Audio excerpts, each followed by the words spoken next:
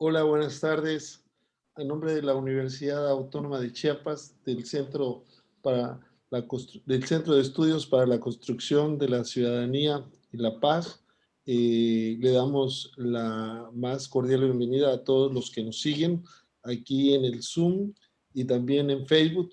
Hoy tenemos un programa muy interesante y muy especial. Vamos a ir hasta el Cono Sur, a Argentina, para encontrarnos con una querida amiga, excelente persona y también excelente profesionista. Me refiero a la doctora Paula Jimena Morales, quienes me voy a permitir hacer una presentación breve de su currículum, de su hoja de vida. Ella tiene posgrado en Administración de Justicia, Orientación Penal de la Universidad de Buenos Aires, la famosa UBA. Es autora de diferentes ponencias presentadas en congresos de justicia constitucional, autora de diversos artículos de divulgación jurídica en la República Argentina, Brasil e Italia, y futuramente en México. Desde luego la vamos a invitar a que nos honre. Es recopiladora del Consejo de la Magistratura de la Nación para la realización de talleres denominados Ley Miscelánea número 27.499. Ha completado y aprobado el programa de capacitación en materia de perspectiva de género dictado por el Consejo de la Judicatura Escuela Judicial. Realmente tiene bastante experiencia también como docente invitada en el seminario dictado en la Universidad de Pavía, Italia, en el curso Prevención en la Violencia de Género, Educar al respecto. Autora del libro Feminicidio, Violencia de Género, la reconstrucción de lo invisible. Coautora de la obra Comentarios al proyecto del Código Penal, publicado por la editorial Thomson Reuters, La Ley, entre otros. Actualmente se desempeña como funcionaria de Justicia Federal Penal en la Ciudad Autónoma de Buenos Aires de la República Argentina. Doctora, estimada, doctora Jimena, bienvenida a Viernes de Derechos Humanos. Es un placer realmente tenerte entre nosotros. Bueno, Alfonso, muchas gracias. Buenas tardes, buenas noches a todas y todos.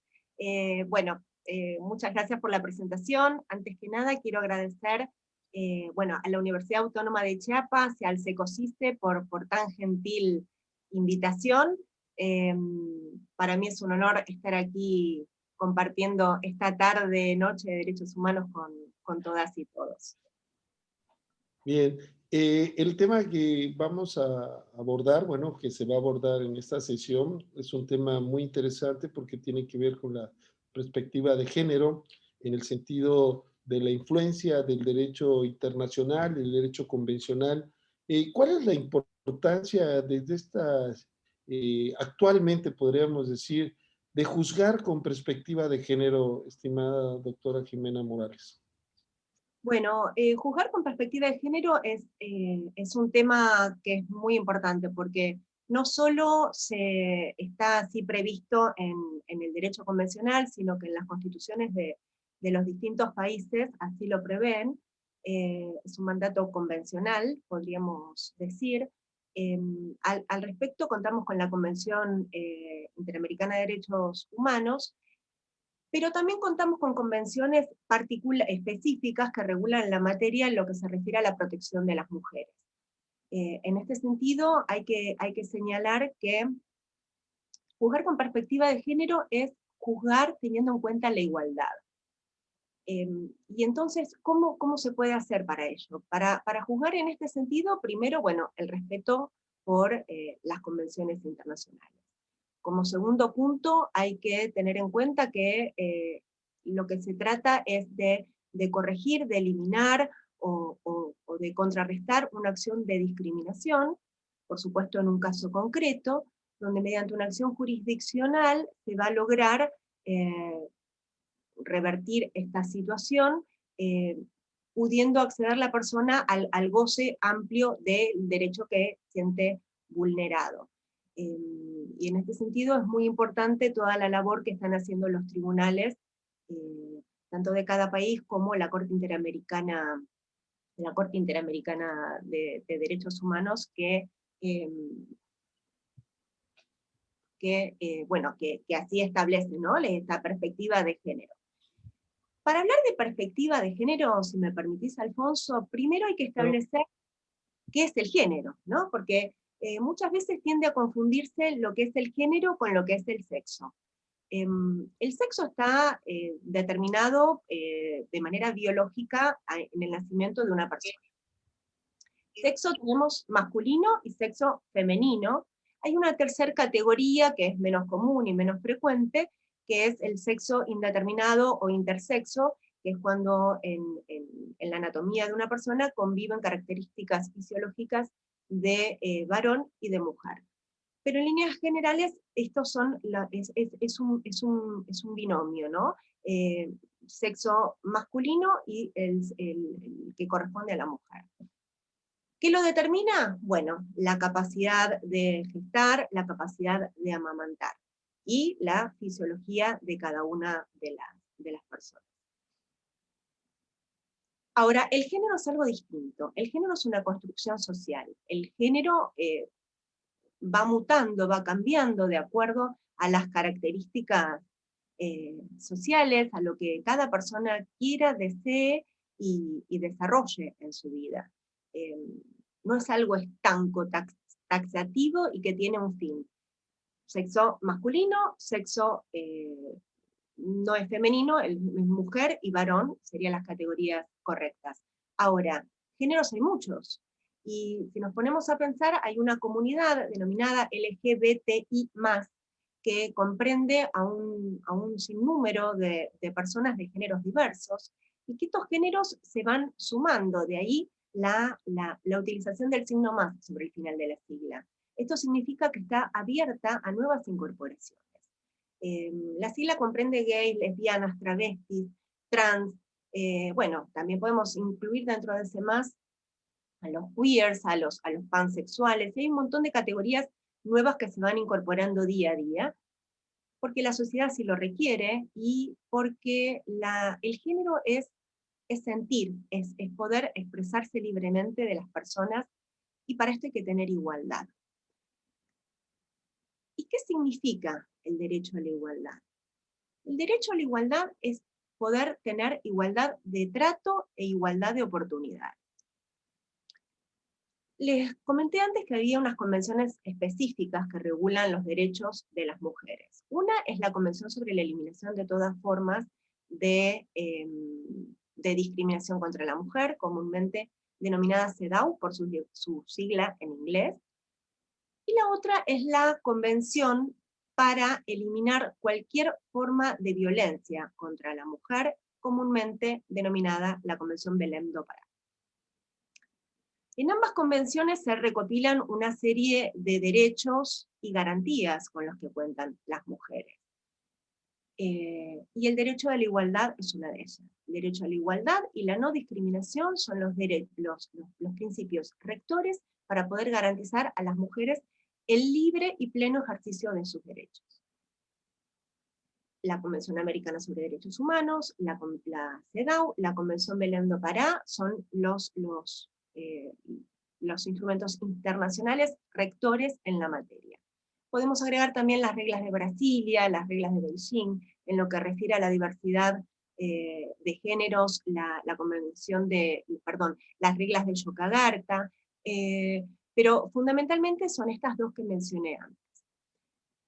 Y el derecho a la igualdad, ¿cómo puede un Estado garantizarlo? Bueno, al respecto, la CEDAW establece en sus artículos 3 y 4 unas medidas de acción afirmativa, que son unas medidas correctoras, unas medidas que vienen a aportar la medida de posibilidades para que se concrete el derecho a la igualdad. Es muy difícil sostenerlo, porque hombres y mujeres no somos iguales. Entonces, ¿cuál es la posibilidad y la vía correcta para hacerlo? Bueno, la CEDAW entiende que estas medidas correctivas deben establecerse por un lapso temporal, son medidas de protección a las mujeres y que les permiten acceder a al pleno y libre ejercicio de sus derechos. Los derechos de las mujeres son derechos humanos, está contenido dentro del catálogo de esta categoría. ¿Cuáles son estas medidas correctivas? Bueno, estas medidas son, por ejemplo, lo que se denomina comúnmente la ley de cupo femenino, por ejemplo, en partidos políticos. ¿Qué sucede? Las mujeres a lo largo del tiempo estuvieron muy poco representadas en distintos ámbitos. Uno de ellos es la política. Entonces, las medidas de acción afirmativa lo que tienden es a garantizar un piso mínimo de participación de las mujeres en determinado espacio. Partidos políticos, por ejemplo. En Argentina el 30% de la conformación de las listas tiene que estar integrada por mujeres. De este modo se permite a las mujeres formar parte de ese espacio, a las mujeres que no formamos parte estar representadas. La voz de las mujeres es importante y si no están suficientemente representadas, esta voz empieza a no escucharse, a callarse, a que otros tomen intervención por las mujeres. Entonces, estas medidas de acción positiva son muy importantes. En la Argentina, por ejemplo, en el año 2020, lo que también se estableció como una medida afirmativa en este sentido, de las medidas de protección, estas medidas correctoras, es posibilitar que todas aquellas personas que quieran acceder a la magistratura puedan tener garantizado en las ternas que se elevan al Poder Ejecutivo, en la integración de esas ternas, que una de las integrantes sea mujer. Para esto, por supuesto, deben cumplirse todos y cada uno de los pasos y las etapas correspondientes a cada uno de los procesos, en este caso el de la selección de magistrados y magistradas, para poder acceder a conformar esa terna. Esa es otra de las medidas de acción afirmativa. Y entonces decimos, ¿dónde está el límite? ¿Cuándo se considera que no es abusiva la medida que se toma para garantizar el acceso de las mujeres a determinado espacio, a determinado ámbito, donde es interesante contar con su opinión? La medida es la arbitrariedad. Cuando una medida es arbitraria, deja de ser justa. Entonces hay que adoptarla con criterio de razonabilidad. Las mujeres estuvimos muy poco representadas a lo largo de los años en varios espacios, como les dije anteriormente. Y un papel muy importante lo han cumplido lo que es el modo que se fueron estableciendo distintos roles que debían cumplir las mujeres de la mano de los estereotipos. ¿Qué son los estereotipos? Los estereotipos son una precalificación, una preconcepción de características de determinada persona que hacen que tenga una limitación en determinados aspectos. Un estereotipo de la mujer es que la mujer tiene que encargarse de los cuidados de la casa. La mujer es quien hace las compras. La mujer es la que se encarga de las tareas más cotidianas, y ahí, bueno, también de la mano de los estereotipos está la asunción o la imposición de roles, ¿no? Que es tan importante muchas veces empezar a deconstruirlos para poder afianzar el derecho a la igualdad y la no discriminación. La discriminación puede ser de dos aspectos, puede ser una discriminación directa o indirecta. La discriminación es directa cuando se basa directamente en cuestiones de quitarle capacidad a una persona por su sexo, por su sexo en este caso, para acceder a determinados lugares o cargos o lugares de tomas de decisión. Y puede ser indirecta cuando por medio de leyes, reglamentos u otro tipo de reacciones se impida o se limite su posibilidad de actuar en otros ámbitos. En lo que refiere a la temática de perspectiva de género, es sumamente importante también tener en cuenta el tema lingüístico, cómo nos referimos a los y las otras. Ustedes notarán que yo digo los y las. Es muy importante nombrar, porque cuando nombramos visibilizamos. Y si estamos diciendo los y las, es porque las también están representadas. Y desde lo lingüístico es muy importante. Presentar a una persona nombrándola hace a que esta persona se sienta representada. Durante mucho tiempo las mujeres, no se nos nombró, si nosotros vamos al diccionario, por ejemplo, hay muchos casos donde la mujer surge como un anexo, como un apéndice del hombre, simplemente se le agrega una letra A al final, perro, perra. ¿El perro qué es? Un cuadrúpedo de 4 patas. La perra, la hembra del perro, por otras acepciones que también, o otras acepciones que también puede tener como denostando a la mujer. Hombre público, hombre dedicado a la vida pública con cargos en el Estado. Mujer pública es una mujer ligera, prostituta. Veamos cómo las mismas palabras, cuando la utilizamos en femenino, aplicándolas a la mujer, tienen un condimento negativo, resta. Y esto, bueno, esto por nombrar solo algunos ejemplos. Entonces es importante la construcción desde el lenguaje. Por supuesto, todas estas cuestiones que estoy enumerando están contenidas en las convenciones internacionales, en los instrumentos que así lo han recogido, y la deconstrucción de los estereotipos es muy importante, porque la Convención de CEDAW así lo establece. Los estereotipos son un fuerte condimento que luego termina desencadenando la violencia contra la mujer. ¿Por qué? Porque se encastilla a la mujer en determinados roles, en determinadas actividades, que luego cuando la mujer se quiere correr de allí, puede tener consecuencias que no son las que nos merecemos, ¿no? Entonces, bueno, estas son medidas que se adoptan desde los organismos internacionales, las medidas de protección con las que contamos las mujeres en el ámbito internacional. Tenemos para decir que, bueno, las medidas de protección están dadas por la Comisión Interamericana de Derechos Humanos y la Corte Interamericana de Derechos Humanos, que por aplicación de la Convención Belém do Pará interviene en temáticas vinculadas con las mujeres. Hay que tener en cuenta todas estas cuestiones al momento de poder juzgar con perspectiva de género, que era la pregunta inicial, y cómo todas y todos debemos estar capacitados en este sentido. Las mujeres tenemos derechos, las mujeres estamos protegidas, y cómo una visión integral de estos instrumentos nos va a posibilitar contar con herramientas como para el momento de tener que analizar un caso, de tener que juzgar en determinada situación, nos va a llevar a poder contemplarlo con amplitud.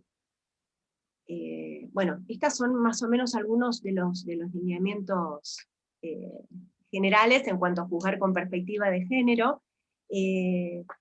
Hay algunos condimentos que también son importantes y que me gustaría señalar, si me permitís, Alfonso, es Claro. de la mano de la discriminación, perdón, de la mano de la discriminación también hay algunos componentes que denostan y terminan siendo perjudiciales para la mujer, ¿no? Uno es el sexismo, que es la discriminación en función del sexo. Se la discrimina directamente por esta cuestión. Otra es la misoginia, que es la que directamente no tiene en cuenta a las mujeres, y la otra es la ginopsia, que es la que invisibiliza a las mujeres. Todas estas son maneras de discriminar a la mujer, y que es muy importante tener en cuenta para poder advertir estas situaciones. Bueno, tenemos en cuenta estas situaciones. Además, lo que hay que decir es que las mujeres estamos protegidas contra la violencia de género. La Convención Belém do Pará es la que establece principalmente las medidas que se deben, cómo está protegida la mujer frente a situaciones de violencia. Se establece una definición amplia de violencia de género. La violencia contra la mujer es toda acción, toda medida que se lleve a cabo que tienda a limitar a la mujer en el ejercicio del goce de sus derechos, y así también la violencia que lleve a las mujeres a la muerte, que la lesione o le resulte con un perjuicio físico, psicológico o sexual.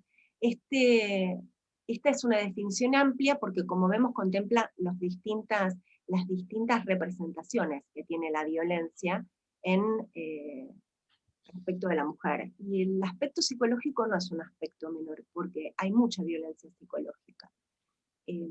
Es un tipo de violencia que tal vez no esté tan institucionalizada, o que todos o todas no tengamos dimensión del alcance que puede tener. Pero, por ejemplo, lo que es en la Argentina, en la construcción de estadísticas y recopilación de datos que se vienen haciendo desde la Oficina de Violencia Doméstica, que es una oficina que funciona dentro de lo que es la Corte Suprema de Justicia de la Nación de nuestro país, que dentro de la Oficina de la Mujer, funciona esta oficina que está abierta durante las 24 horas, los 7 días de la semana, que recoge denuncias, brinda asesoramiento a las mujeres, y allí se elaboran estadísticas.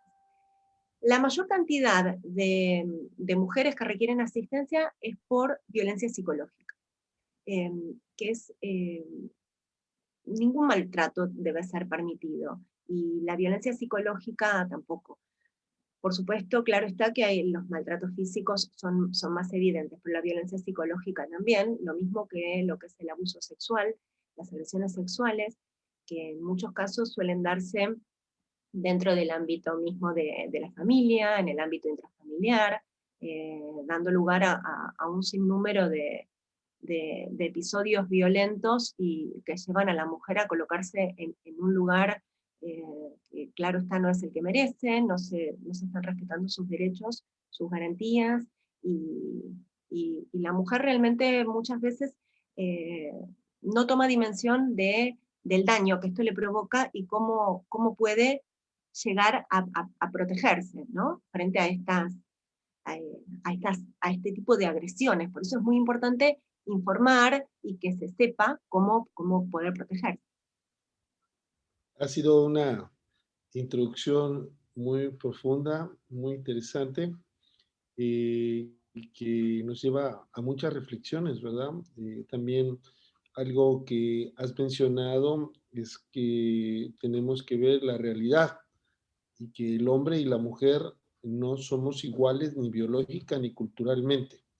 Culturalmente, por esa situación que has mencionado muy bien, Jimena, de discriminación permanente, podríamos decir, esa desigualdad en el trato.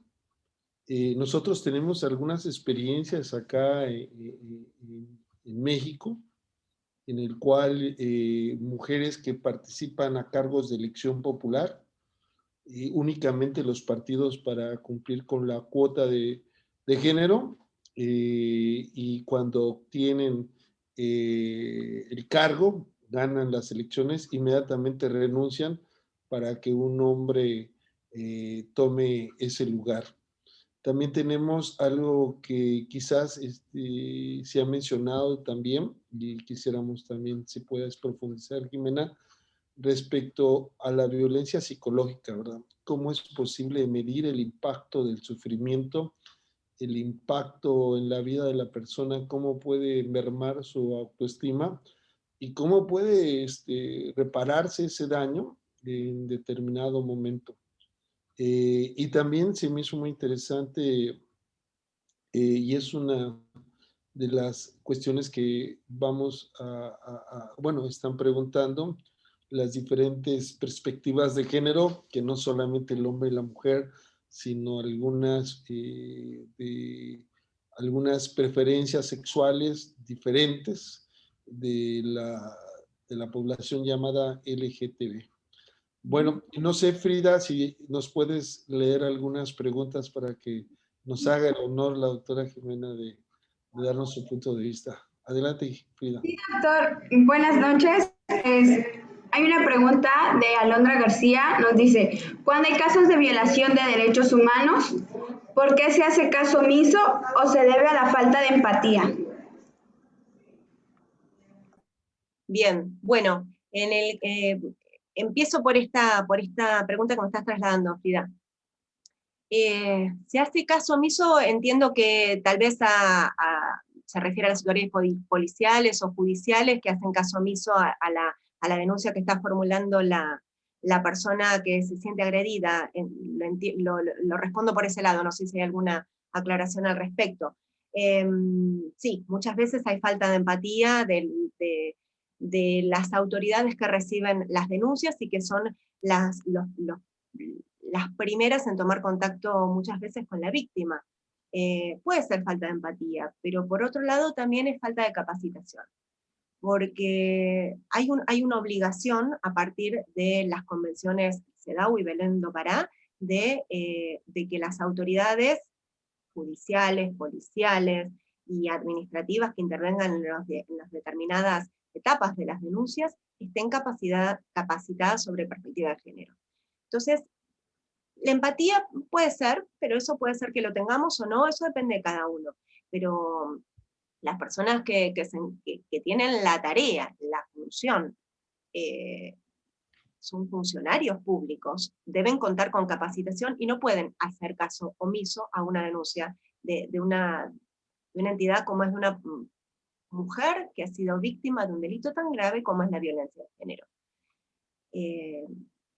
Cualquier tipo de violencia de género debe ser atendida y asistida de inmediato por las autoridades. No solo la violencia de la persona que llega con un cuadro tal vez evidente de violencia. La violencia psicológica, como dijimos antes, y lo vinculo con la inquietud que me trasladaba Alfonso, es importante, porque la violencia psicológica va horadando la moral de la mujer, va muchas veces, y cuántas veces hemos oído que hombres castigan a las mujeres o le dicen, vos no servís para nada, esto no es para vos, quédate en tu casa, no vas a conseguir otra pareja, ¿qué haces con 2, 3, 4 chicos? ¿Cómo vas a hacer para salir adelante? Mujeres que muchas veces habían optado por una decisión familiar de no trabajar y realizar los cuidados en la casa por una decisión de pareja, y se separa de ese hombre y no sabe qué hacer.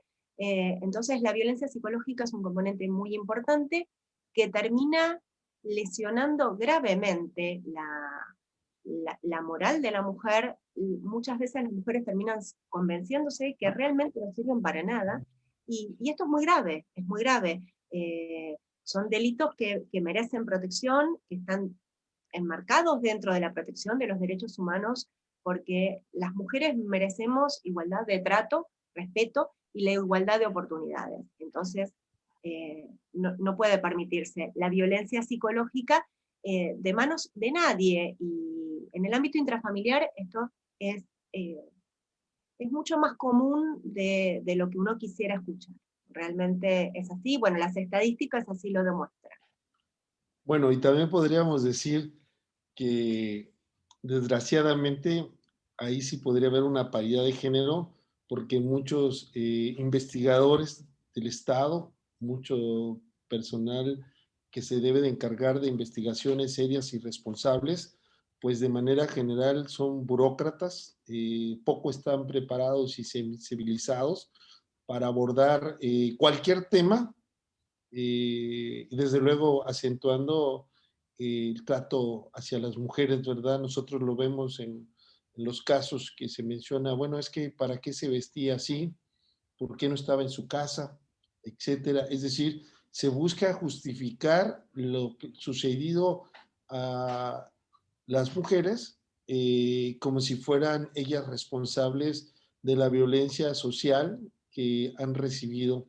En eso yo creo que estamos en deuda. Nosotros tenemos fiscalías especializadas en México para la violencia contra la mujer, y sinceramente dejan mucho que desear, y muchas de estas fiscalías son atendidas por propias mujeres, que eso es algo también que habría que señalar, Es ¿no? que si me permitís, Alfonso, el hecho de que una mujer, Adelante. que una mujer esté adelante de una investigación, al análisis de un caso, o el tratamiento de un abordaje con mirada de perspectiva de género, no garantiza en modo alguno que tenga esta perspectiva. Vos comentabas antes el modo de vestirse, o cómo salió así, y demás. Bueno, la Corte Interamericana de Derechos Humanos se ha expedido en casos como el que vos estás mencionando. Voy a comenzar por el último, por cómo estaba vestida y demás, y después voy a ir al al caso Campo Algodonero, que marcó un cambio de paradigma, ¿no? Voy a empezar por el que vos mencionaste primero.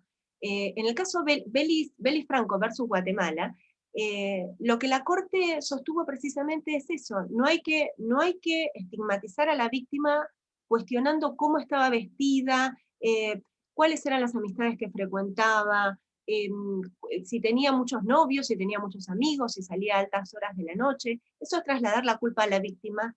¿Y qué pasa en muchos de esos casos? Primero, que estamos revictimizando y que en modo alguno es el modo de encarar una investigación en donde una mujer resulte víctima.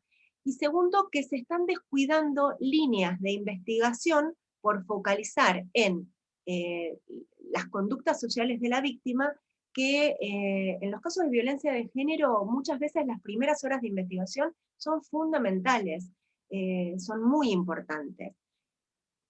Hay protocolos a seguir en estos casos, pero bueno, ahora los menciono, voy a hacer una somera enunciación si ustedes quieren. Pero volviendo un poco a lo que es la capacitación y demás, en el caso conocido como Campo Algodonero, que bueno, la Corte Interamericana fue el primer caso en donde aplicó la noción de lo que es la debida diligencia, haciendo referencia al artículo 7 de la Convención Belém do Pará. Ahí hace especial hincapié en varias cuestiones, ¿no? Bueno, para recordar y poner un poco en contexto, Campo Algodonero fue un hecho que sucedió en la Ciudad de México, en la Ciudad Juárez, donde 3 mujeres habían desaparecido, sus familiares dieron aviso a las autoridades, y las mujeres fueron halladas muertas en un campo de algodón. 2 de ellas eran menores de edad, se dio aviso a las autoridades policiales, no tomaron las medidas adecuadas a tiempo, las mujeres aparecieron muertas, fueron halladas las 3 sin vida, y entonces la Corte, al analizar el caso, lo que sostuvo fue que los estados debían garantizar la debida diligencia en las investigaciones donde haya un caso de violencia de género. Debida diligencia comprende distintos aspectos. Uno es el de prevenir el delito, luego el de investigar, luego el de sancionar. Y en este caso también agregó que se debía reparar el daño cometido por este hecho, y estableció también que en casos como este, donde se estaba dando aviso de la desaparición de 3 mujeres, la debida diligencia debía ser estricta. ¿Y esto qué quiere decir? Que se debía actuar con urgencia, con premura, porque siempre que haya una noticia de desaparición de alguna mujer, lo que se tiene que pensar y cómo se debe actuar es con urgencia, porque se supone que la mujer se encuentra con vida, entonces hay que extremar todos los recaudos para lograr que el hallazgo sea de la mujer viva. Cuanto más pasa el tiempo, más posibilidades hay de un resultado fatal que no es el esperable, y por supuesto las autoridades policiales deben estar alertadas sobre esto. Entonces también, ¿qué es lo que sostuvo aquí la Corte? Que debían extremarse las diligencias en el sentido de violencia de género, capacitando a todas las autoridades policiales y judiciales, todos capacitados en perspectiva de género, que el personal que esté asignado para asistir en policías, en fiscalías, en unidades especializadas en algún punto en lo que tiene que ver con la temática con las mujeres, tienen que contar con la capacitación específica. Porque al no contar con la capacitación específica, muchas veces estamos limitando la posibilidad de actuar porque la persona no sabe cómo hacerlo. Además de contar con la capacitación específica, debían realizarse las acciones de oficio, con diligencia, con eficiencia y, bueno, con esta capacitación que estoy diciendo. Entonces, a partir del Campo Algodonero, que marca un cambio de paradigma en lo que refiere a la violencia contra las mujeres, se establecen estos lineamientos que, bueno, luego fueron replicados en diversos casos resueltos por la Corte Interamericana de Derechos Humanos. Entonces, la capacitación es sumamente importante. Les cuento, en Argentina, por ejemplo, A partir del año 2019, que se sancionó la ley Micaela, a la que hacía referencia Alfonso al principio, en la cual yo estoy capacitada, que es la ley 27.499, los tres poderes del Estado, Poder Ejecutivo, Poder Legislativo y Poder Judicial, deben contar con una capacitación sobre perspectiva de género obligatoria. Todos los agentes de los tres poderes, no importa el cargo, no es necesario que sean abogados, cualquier cargo que ocupen. Y esto es muy importante porque cualquier persona que trabaje en alguno de los poderes del Estado debe contar con este tipo de perspectiva. Por supuesto que después depende de cada uno cómo lo incorpora, cómo lo traslada, las inquietudes que tiene y cómo puede empatizar con el resto. Pero es muy importante desde la política pública de un Estado o de los Estados incorporar la perspectiva de género. Y esta es una línea que viene trazando por lo pronto el Estado argentino en capacitar a toda su planta de personal. Y también, bueno, elaborar políticas públicas que tiendan a garantizar los derechos de las mujeres. Excelente.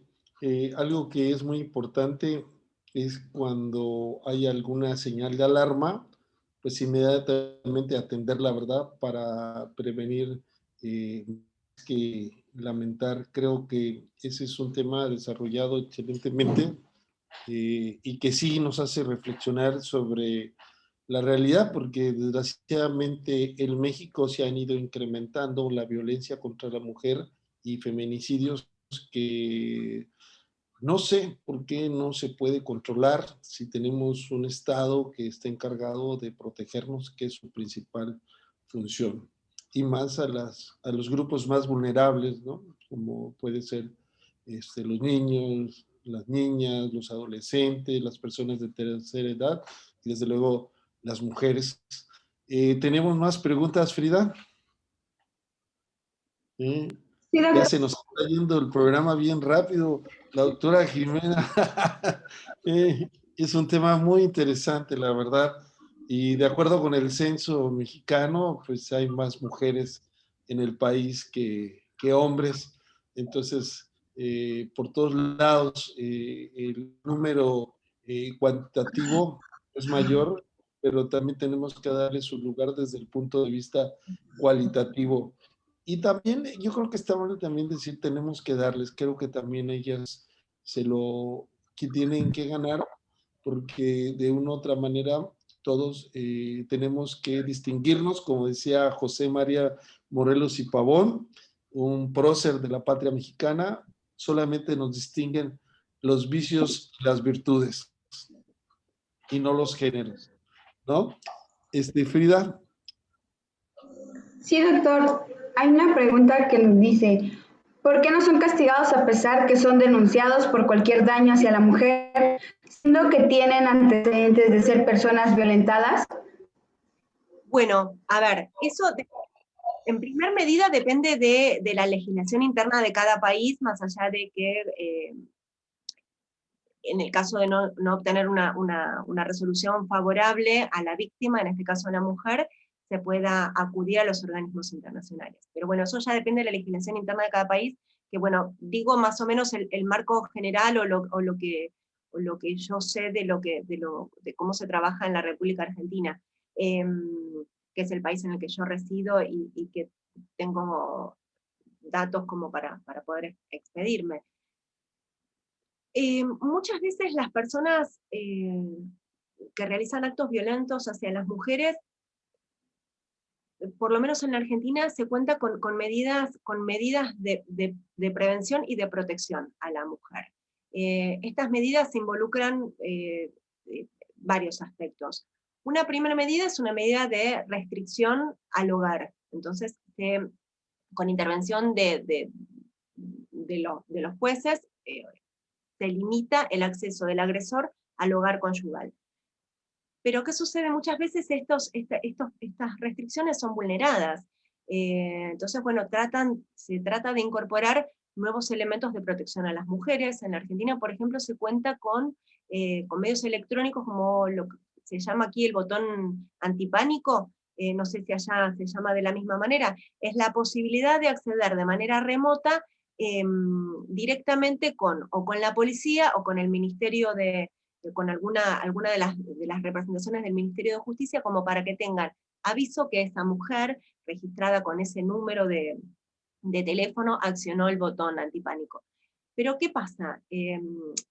La violencia de género muchas veces, si no la mayoría, sucede en ámbito intrafamiliar, esto es decir, dentro del hogar, dentro de 4 paredes. Entonces es muy difícil muchas veces poder asistirlas a tiempo. En general, la mujer cuando pide auxilio ya es tarde porque ya resultó lastimada, lesionada, y en muchos casos, bueno, el resultado es fatal, y quienes tienen que intervenir son familiares pidiendo justicia por un acto despiadado que ha cometido un hombre respecto de una mujer, como es un femicidio. Las autoridades policiales deberían tomar en primera instancia intervención en el caso, acudir al domicilio de la víctima y brindarle una primera asistencia. Luego deberían intervenir las autoridades judiciales, brindando una respuesta mucho más efectiva. En este sentido, lo que tengo para complementar es que tanto la CEDAW como la Convención Belém do Pará, como también las reglas de Brasilia, establecen, y que es muy importante, lo que es el acceso a la justicia. El acceso a la justicia está garantizado para las mujeres que sufren violencia de género, pero en muchos casos, y como mencioné anteriormente, hay que saber que uno está siendo conculcada en un derecho. Para acceder a la justicia, para poder llegar a acceder a la justicia, es necesario cumplir una serie de pasos, que son 6, si no me confundo en la enumeración, y en este sentido voy a tomar los lineamientos que brinda la filósofa Diana Maffia al respecto. Para acceder a la justicia, primero es necesario, como dije antes, saber que un derecho está siendo conculcado, violado, cercenado, o de alguna manera menoscabado. Como segundo punto, hay que determinar quiénes son las autoridades públicas o privadas responsables de esa vulneración. En tercer medida, hay que realizar el reclamo correspondiente. En cuarto lugar, hay que lograr un resultado, sea en sede administrativa o judicial, para obtener esa reparación. Y luego hay que velar porque el cumplimiento sea efectivo, porque muchas veces se impone una condena a un hombre que ha violentado a una mujer, y las condenas quedan sin poder efectivizarse en su cumplimiento. Entonces es muy importante que las mujeres sepan que tienen acceso garantizado a la justicia a través de las convenciones internacionales. Saber que un derecho es vulnerado y está siendo conculcado es el puntapié inicial para luego poder reclamar y hacer efectiva la plena percepción de ese derecho. Y bueno, en este punto, bueno, esas son las enunciaciones para acceder a la justicia. Y lo que no quiero dejar de señalar es que en lo que se refiere a violencia de género, las convenciones internacionales lo que recomiendan es la posibilidad de no finalizar las actuaciones judiciales a través de la conciliación o a través de lo que se llama el avenimiento. ¿Por qué? Porque estas formas de resolución alternativa del conflicto llevan necesariamente a una puesta en común entre la víctima y el victimario. Es un acuerdo entre ellos, donde los magistrados, las magistradas, intervienen a los efectos de garantizar la legalidad de lo que es ese acuerdo de voluntades que realizaron entre ellos. ¿Y qué pasa? Muchas veces estos acuerdos lo que tienden es a privar a la mujer de expresarse con voluntad. La mujer vuelve a ser vulnerada en sus derechos al ser coercionada a aceptar una redimisión, un modo de decir no fue culpa mía, un modo de pedir perdón del hombre que en muchos casos no lleva un resultado satisfactorio. Entonces, lo que se quiere hacer es, al evitar este modo de resolución alternativa de conflictos, es que la causa prospere, se llegue a las instancias judiciales correspondientes, de acuerdo a las pruebas que se fueron elaborando y lo que la investigación determine, para poder realizar el juicio con amplitud y con la presencia de las partes que puedan brindar testimonio acabado de cómo fueron los hechos. Porque si dejamos librado al victimario la posibilidad de redimirse de lo que la víctima sufrió, muchas veces van a hacer uso nuevamente de su violencia para poder tener un resultado satisfactorio. Excelente, excelente exposición. Estos temas realmente son muy apasionantes. Desgraciadamente, por el común de las cosas que suceden en nuestras sociedades, tenemos más preguntas todavía. Saludamos también a la doctora Delia Sánchez Estrada, que manda a felicitar a la ponente. Ella es la secretaria académica del SECOSICE. Ella nos está viendo vía Zoom, vía Facebook. También Mujer NASA Valencia, es egresada del SECOSICE, se encuentra ella en Colombia. Le mandamos un saludo, Mónica Sané, y a todos, al profesor Pineda, que también está saludándonos. Interesante tema, muy bien. Carolina Román, que ya es una fan permanente. Buenas noches, saludos desde Ecuador. Y también Mayeli Gil, ella nos ve desde Oaxaca. Un saludo a todos y a todos los que están aquí con nosotros en el Zoom. Realmente tocando estos temas tan interesantes, importantes de discutir públicamente, y eso es lo que queremos, que haya este espacio de reflexión y provocar un cambio cultural tan necesario en nuestra sociedad, de tantas injusticias. Esta es una más, podríamos decir, una raya más del tigre. ¿Qué otra pregunta tenemos, Frida, por favor? Sí, doctor. Nos pregunta María Los Ángeles, modificar los patrones socioculturales, destacar los estereotipos, seguimos perpetuando esa violencia contra las mujeres. Sí parecen o se comportan como mujeres. Estas costumbres inician desde la cultura familiar. ¿Qué políticas podrían cambiar eso? Bueno, la educación. La educación desde los niveles iniciales, ¿no? Así ya lo establecen las convenciones que son las regentes en esta materia de violencia contra las mujeres. La educación es fundamental. Revertir un comportamiento social arraigado hace muchísimos años es muy difícil, porque pensemos que el patriarcado ha hecho estragos en todos y en todas, porque no necesariamente hay que ser hombre para tener un pensamiento patriarcal, muchas mujeres también lo tienen, y aparte también hay que deconstruirse, hay que volver a pensar, poder pararse en un lugar diferente y mirar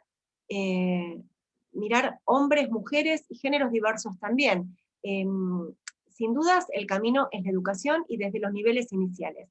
Esa es la manera que entiendo correcta para la deconstrucción de los estereotipos. Y desde luego juega un papel importante, no solo en el nivel de la educación, lo que es primaria, secundaria, universitaria, aprender a nombrar, visibilizar, como dije antes. Nombrando decimos que estamos presentes y que con el masculino no nos sentimos incluidas. Esa es una manera de ir deconstruyendo los estereotipos. Luego, posibilitando que las mujeres accedan a cargos de poder, que las mujeres accedan a cargo de tomas de decisiones. Por supuesto, cada una con la capacidad no es un tema que deba ser mencionado aquí, porque se descuenta que quienes accedan a estos lugares van a tener la capacidad necesaria. Pero la información es fundamental. Y después, luego, la deconstrucción de los estereotipos es un trabajo muy arduo, muy difícil, pero sin dudas creo que todos los estados lo estamos tratando de desandar. Son siglos y siglos de pensar de un modo que las mujeres solo servían para determinadas actividades, pensar que las tareas del hogar correspondían solo a la mujer. Desde hace muy poco se empieza a pensar que las tareas del hogar son compartidas. Cuesta muchísimo, es algo muy difícil de lograr, pero eso es educación, es insistir, es decir, es nombrar, es visibilizar la necesidad de un cambio. Es un trabajo muy costoso, muchas veces cuesta arriba, pero la sociedad patriarcal es la que nos ha dejado como consecuencia estas nociones, ¿no? De estereotipos, roles previamente asignados, cuando la realidad indica que hombres y mujeres tenemos las mismas capacidades. También es muy importante el rol que juegan los medios de comunicación. Pensemos, no sé cómo suele ser en México, pero aquí en la Argentina, las publicidades, las propagandas que uno ve en la televisión abierta o cuando está mirando algo por internet, han empezado, por suerte, a cambiar.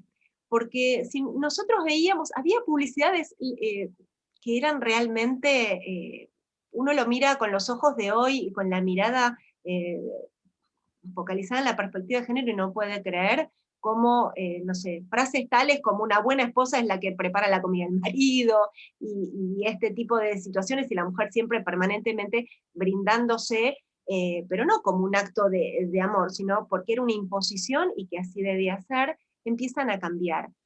Propagandas, publicidades de venta de productos de limpieza que antes, ¿quién era la cara que hacía esas publicidades? Una mujer. Y de a poquito, por lo menos aquí, empiezan a cambiar y hay un hombre en la publicidad. Eso parte de la deconstrucción y parte del comunicar de otra manera. Yo creo que todos y todas tenemos el deber de empezar a comunicar, y a veces nos cuesta también, al hablar, decodificarlo y decirlo de un modo que podamos sentirnos todas incluidas. Todas, todos, y hay una parte que es un poquitito más cuestionable, que es incluir también el indeterminado o el indefinido, porque hay muchas personas que no se sienten incluidas en el todos o todas. Las personas que tienen géneros diversos, que no se sienten necesariamente, no sienten correspondencia con el femenino, con el sexo que tenemos las mujeres, o con el de los varones. Entonces quedan un poco fuera de juego en este binomio, ¿no?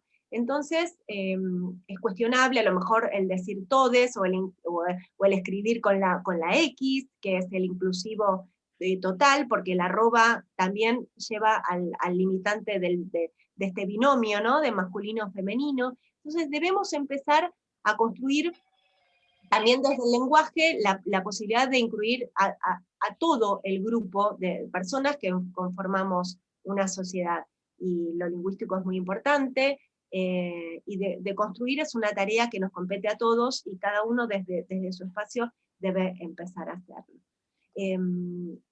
No quiero dejar de mencionar, no sé si puedo mencionar una cosita más que me gustaría decir, es que si bien lo anticipé antes, sin dudas el delito más grave que se comete contra las mujeres, y del cual somos víctimas, es el femicidio. Y este es un delito 100% de violencia de género.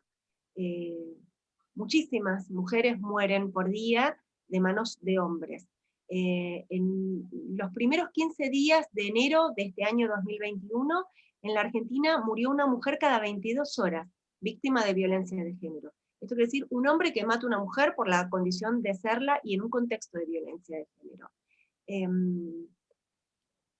¿Cómo se hace para evitarlo? Es educando, es muy difícil, deconstruyendo, es una situación que debe ser abordada desde políticas públicas, privadas, y empezar a transitar el camino ya, por lo menos comenzar, ¿no? Comenzando podemos llegar a lograr buenos resultados. Falta muchísimo, falta muchísimo. Una mujer cada 22 horas es mucho, y muchas veces en los casos de violencia doméstica, las mujeres denuncian, piden este tipo de protecciones a las que yo hacía referencia antes, y no llegan a tiempo.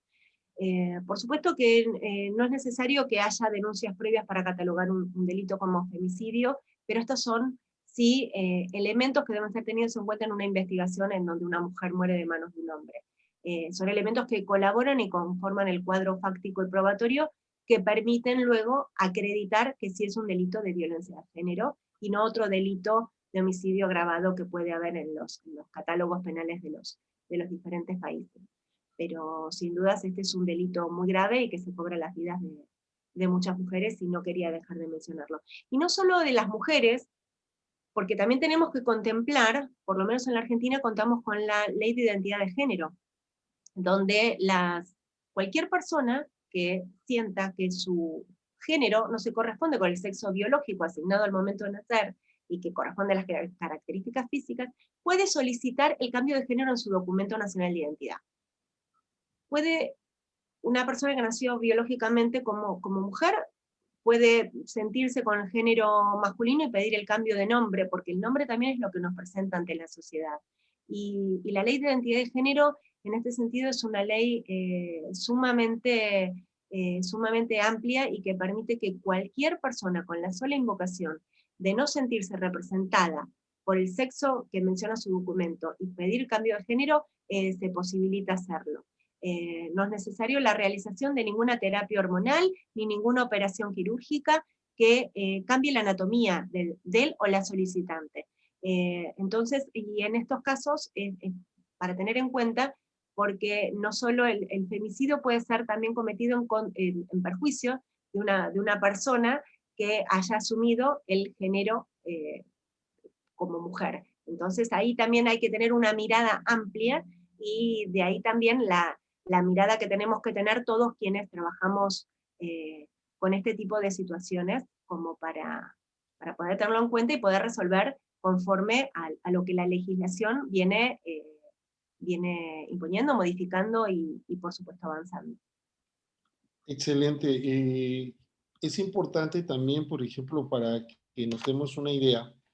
Por ejemplo, en México, cuando uno se pone a pensar que las mujeres no han cumplido, no sé, en Argentina, más de 100 años de ser ciudadana. Por ejemplo, en México se estableció la ciudadanía para la mujer en 1953. Es decir, no tenemos ni 100 años que la mujer es ciudadana. Eso representa el atraso del reconocimiento de esa personalidad jurídica plena que debe tener cualquier persona, independientemente de su sexo o identidad cultural. Nos saluda Merly Martínez. Buenas tardes, excelente tema. Saludos, Mónica Samés. Felicidades, doctora, por los temas que estamos tomando que sirven para lograr un cambio en nuestra sociedad. También mando un saludo muy cariñoso a Mónica Seis González. Hoy me enteré que ha pasado unos días muy difíciles.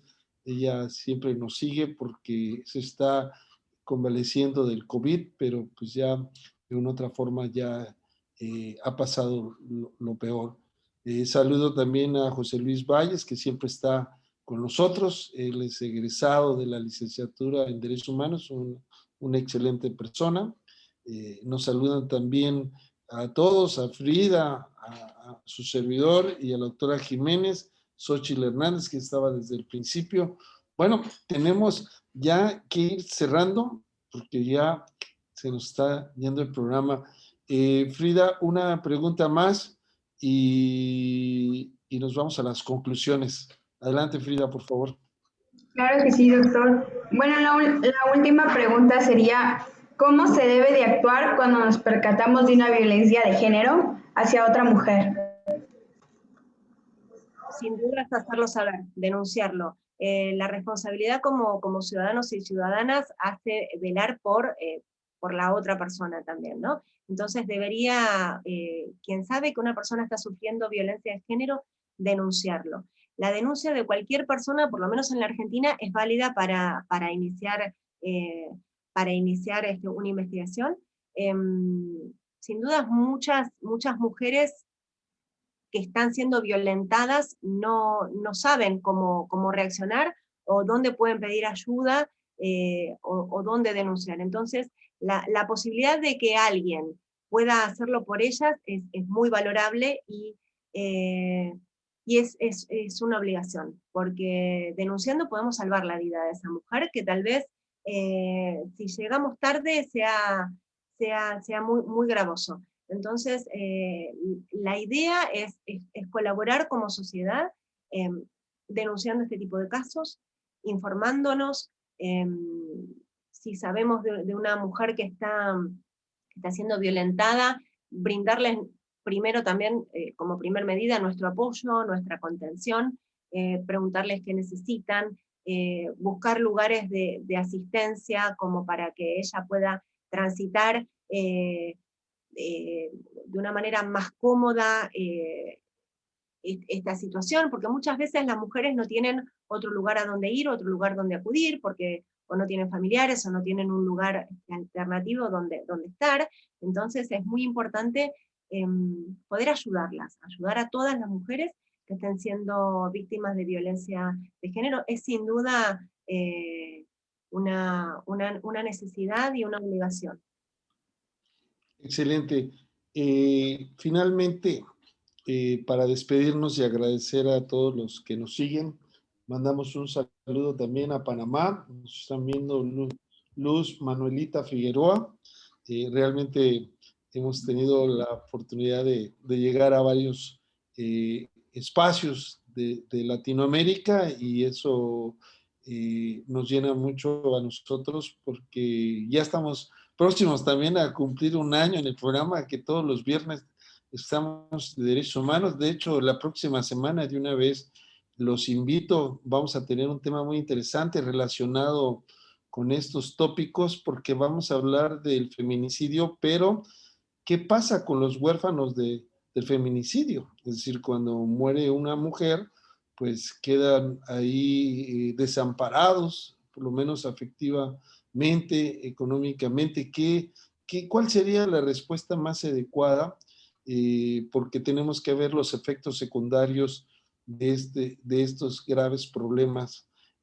¿Cuál sería la gran conclusión, Jimena? Realmente nos conocemos ya hace tiempo, y para mí de encontrarnos, aunque sea de esta forma, escucharte, la verdad me da mucho gusto. Espero que te hayas sentido cómoda, y también decirte que te vamos a volver a invitar para que sigamos intercambiando experiencias mientras podemos hacerlo presencialmente, ¿verdad? Pero estos espacios creo que ahora son necesarios por las situaciones en las que nos encontramos. ¿Cuál sería la conclusión, estimada Jimena? Bueno, como conclusión, lo que quiero dejar planteado es que no debemos perder de vista que la violencia contra las mujeres es un delito muy grave, que es un delito que está al abrigo del derecho convencional, que hay convenciones que protegen específicamente a las mujeres, que todas tenemos y todos tenemos que estar concientizados de la gravedad de estos graves delitos, y actuar e informarnos, tratar de deconstruir los viejos parámetros con los que todos fuimos educados, educadas, y que muchas veces nos cuesta readecuarnos al nuevo modo de hablar, a la nueva lingüística, al describir en masculino y en femenino, de modo que nos pueda contener a todas y todos. Entonces, bueno, la información y saber que es un derecho humano, el derecho de las mujeres a una vida libre de violencias, a un trato igual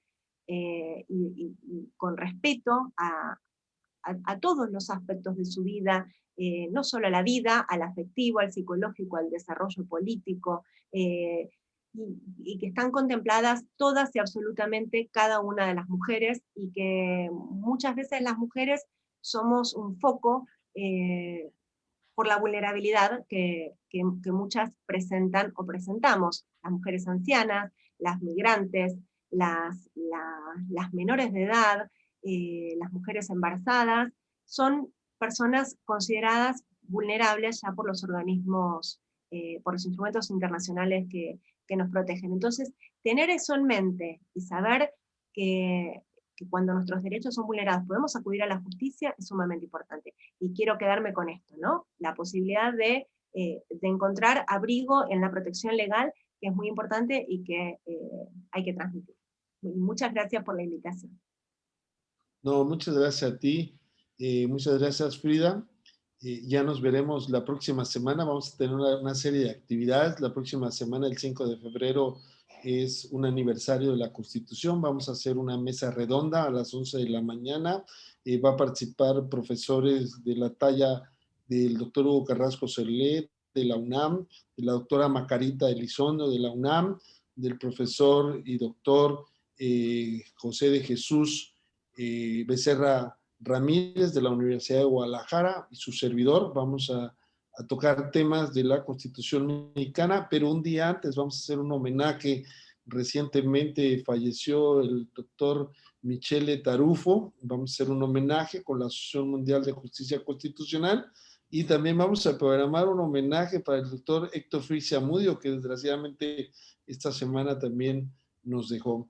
Y vamos a tener el Viernes de Derechos Humanos, así que tienen muchas actividades para inscribirse. Todas las actividades que estamos haciendo no tienen ningún costo, más que el hecho de que participen. Queremos abrir espacios para llegar a más lugares. Así que buenas noches, feliz fin de semana a todos y no se olviden que los esperamos el próximo Viernes de Derechos Humanos con un tema muy interesante relacionado con el tema de hoy, y con esto nos despedimos. Muchas gracias, doctora Jimena Morales, un abrazo hasta Buenos Aires, Argentina, y Frida Nantarén, hasta la próxima, y a todos los que afortunadamente tuvieron el día de hoy este encuentro con Viernes de Derechos Humanos, les agradecemos infinitamente porque ustedes son la realidad por la cual queremos promover los derechos humanos. Buenas noches y feliz fin de semana. Hasta pronto. Muchas gracias. Saludos para todas. Gracias. Gracias.